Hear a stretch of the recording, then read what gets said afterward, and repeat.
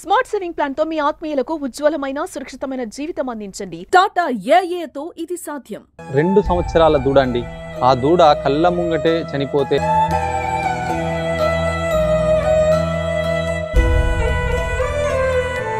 Call చేస్తే వాళ్ళు నియోజకవర్గానికి ఒక వెహికల్ ఉంటుంది.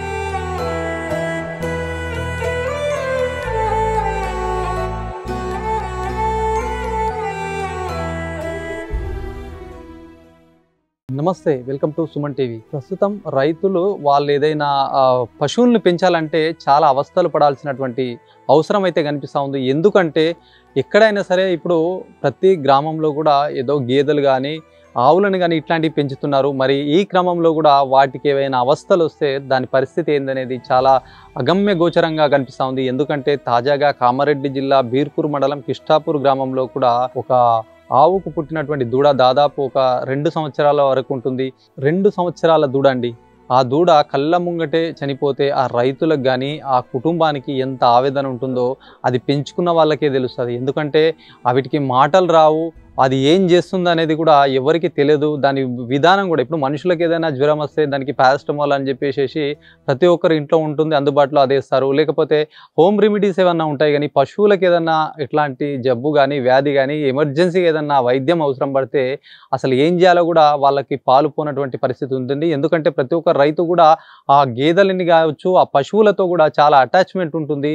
వాళ్ళ పరిస్థితి ఏదైనా జరిగితే చాలా ఆవేదన సైతం కూడా వాళ్ళు వ్యక్తపరుస్తూ ఉంటారు. ఈ నేపథ్యంలో దీనికి సంబంధించినటువంటి వైద్యాధికారులు అసలు పశు వైద్యాధికారులు కూడా నిర్లక్ష్యంగా వ్యవహరిస్తున్నటువంటి ఘటన కూడా కామారెడ్డి జిల్లాలో చోటు చేసుకుంది.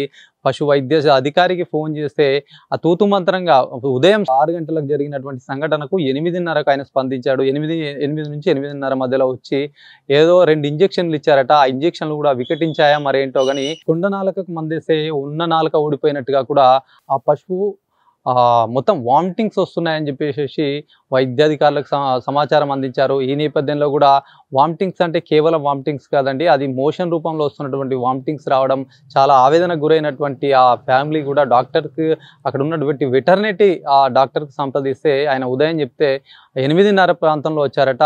వచ్చిన తర్వాత 2-3 ఇంజెక్షన్లు ఇస్తే ఇంకొక రోగం క్రియేట్ అయిన తర్వాత మొత్తం దాని బాడీ ఎగిరేయడం, అంటే మొత్తం ఊపిరితిత్తులు అంతా కూడా లంగ్స్ ఎట్లా ఇప్పుడు చిన్నపిల్లలకు నిమోనియా వస్తే ఎట్లా ఊపిరితిత్తులు ఎగిరేస్తారో అదే విధంగా అది చాలా అవస్థలు పడింది. అదే విషయాన్ని సంచార పశు వైద్యశాల 1962కి సైతం కూడా కాల్ చేస్తే వాళ్ళు నియోజకవర్గానికి ఒక వెహికల్ ఉంటుంది, మరి ఒక వెహికల్ ఎవరైతే ముందుగా కాల్ చేస్తారో వాళ్ళకి వెళ్తుందని చెప్పేసి వాళ్ళు కాల్ కట్ చేయడం, ఇట్లాంటి చాలా పరిస్థితులు ఎదురాయంట. మళ్ళీ ఒక నియోజకవర్గానికి ఒక్క వెహికల్ ఉంటే అది ఎమర్జెన్సీ టైంలో ఎంతవరకు యూజ్ అవుతుందండి? దీనికి సంబంధించి కూడా పశు వైద్య శాఖ అధికారులు కూడా ఏదైనా ఉంటే పశువులకు సంబంధించి కుదిరితే కేర్ తీసుకుంటే ఈరోజు ఈ పరిస్థితి కాదు, అది మొత్తం దూడ చనిపోయినటువంటి పరిస్థితి. ఇట్లాంటి ఘటన కేవలం ఒక కామారెడ్డి జిల్లాకు సంబంధించి ఒక గ్రామమే కాదు, చాలా మట్టుకు కూడా గేదెలు కానీ పశువులు కానీ ఎక్కడికక్కడ కూడా చాలా మట్టుకు కూడా సరైన వైద్యం అందక కూడా మృత చెందుతున్నటువంటి సంఘటనలు చాలా ఉన్నాయి. ఉమ్మడి నిజామాబాద్ జిల్లాలో కూడా ముఖ్యంగా పశు వైద్య సంచార ఏదైతే వాహనాలు ఉన్నాయో మన వెనుక కనిపిస్తున్నటువంటి వాహనాలు కూడా అవి ఇప్పుడు ఫోన్ చేస్తే ఏదో మధ్యాహ్నం సరికి కూడా అంటే దాదాపు 2-3 గంటల నుంచి 4 గంటల వరకు ఇట్లాంటి చాలా లేట్గా రావడము, పశువులకు సరైన వైద్యం అందించకుండా చాలా పశువులు అయితే ఈరోజు నేల వాలిపోతున్నటువంటి పరిస్థితి అయితే నెలకొంది. దీనిపైన వైద్య అధికారులు దృష్టి పెట్టాలి. ఎందుకంటే స్థానికంగా ప్రతి మండలానికి ఒక వైద్య సంబంధించినటువంటి హాస్పిటల్ ఉంటుంది. ఇక్కడ వాళ్ళు ఎవరైతే ఉంటారో వాళ్ళు సక్రమంగా విధులు కూడా సరిగ్గా సమయానికి రావట్లేదు, సరైన విధులు నిర్వర్తించడం లేదని చెప్పేసి కూడా చాలా కంప్లైంట్స్ కూడా రేజ్ అవుతున్నటువంటి పరిస్థితి ఉంది. అక్కడ ఉన్నటువంటి వైద్య ఎవరైతే అధికారులు ఉంటారో వాళ్ళు పర్యవేక్షణ చేయాలి. ఏదైనా సమస్య వచ్చినప్పుడు వాళ్ళకి ధైర్యం చెప్తూ కూడా ట్రీట్మెంట్ చేయాల్సిన అవసరం ఉంటుంది.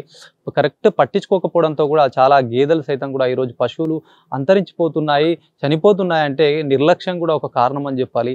మరి ఇట్లాంటి సమయంలో కూడా ఇటు ఏదైతే 1962 లాంటి వెహికల్స్ కూడా పెంచాల్సిన అవసరం ఎంతైనా ఉంది. దీనికి సంబంధించి కూడా ఎవరైతే ముందు కాల్ చేస్తారో వాళ్ళకే ప్రియారిటీ అంటే వెనుకున్న వాళ్ళ పరిస్థితి ఏంటి, ఎమర్జెన్సీ వైద్యం అందించాల్సినటువంటి పశువుల పరిస్థితి ఏంటని చెప్పేసి ఒకసారి కూడా ఆలోచించాల్సిన అవసరం ఉంది. జిల్లా వైద్యాధికారి సైతం కూడా సంప్రదిస్తే అక్కడ ఇన్ఛార్జిగా వ్యవహరిస్తున్నారు, ఆయననేమో పంపిస్తామని చెప్పడము, వాళ్ళు ఫార్వర్డ్ చేయడము, వాళ్ళు ఎంతకు రాకపోవడం, ఇట్లాంటి ఘటన కూడా సైతం చోటు చేసుకుంది. మొత్తానికి ఒక మూగ పశువు కూడా ఈరోజు ఆ కుటుంబంలో తీవ్రంగా విషాద ఛాయలైతే నెలకొన్నాయి. ఎందుకంటే పశువులతో చాలా అటాచ్మెంట్ ఉంటుంది.